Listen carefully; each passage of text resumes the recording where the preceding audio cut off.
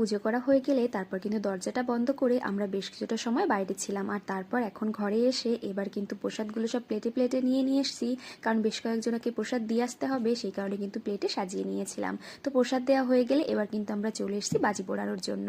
তো তোমাদের দাদাভাই যে বাজিটা এখন পোড়াচ্ছে এটা না একটু ভিন্ন ধরনের বাজি, তোমরা দেখে নিশ্চয়ই বুঝতে পেরেছো। আর এটাকে বলা হয় দ্রোণ বাজি।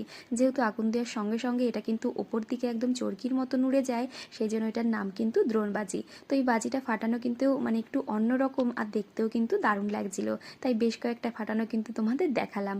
ও তারপর শুরু হলো রকেট বাজি ফাটানো। এই রকেট বাজি ফাটাতে না আমার ভীষণ ভয় লাগে, কারণ এগুলো আগুন দেওয়ার সঙ্গে সঙ্গে এতটা স্পিডে যে ওপর দিকে চলে যায়, এই জন্য কিন্তু আমার একটু ভয় লাগে। তো এইখানে দেখো বিভিন্ন ধরনের বাজি কিন্তু আমরা পুড়িয়েছিলাম। তো আমার শুধু না এই যে ঘটবাজিগুলো দেখতে পাচ্ছ এইগুলো পোড়াতেই বেশি ভালো লাগে, তাছাড়া অন্য কোনো বাজি অতটাও ভালো লাগে না, একটু ভয় লাগে আর কি। তো এক এক করে প্রচুর বাজি কিন্তু পোড়ানো হয়েছিল, আর বেশিরভাগ কিন্তু পোড়ানো হয়েছিল এই রকেট বাজিগুলো। তো অনেকটা রাত পর্যন্ত বাজি পোড়ানো হয়েছিল। আর এই দিওয়ালির দিন না এই বাজি পোড়ানো কিন্তু ভীষণ একটা মানে সবাই মোটামুটি পুড়িয়ে থাকে আর কি, আর কিন্তু বেশ ভালোও লাগে।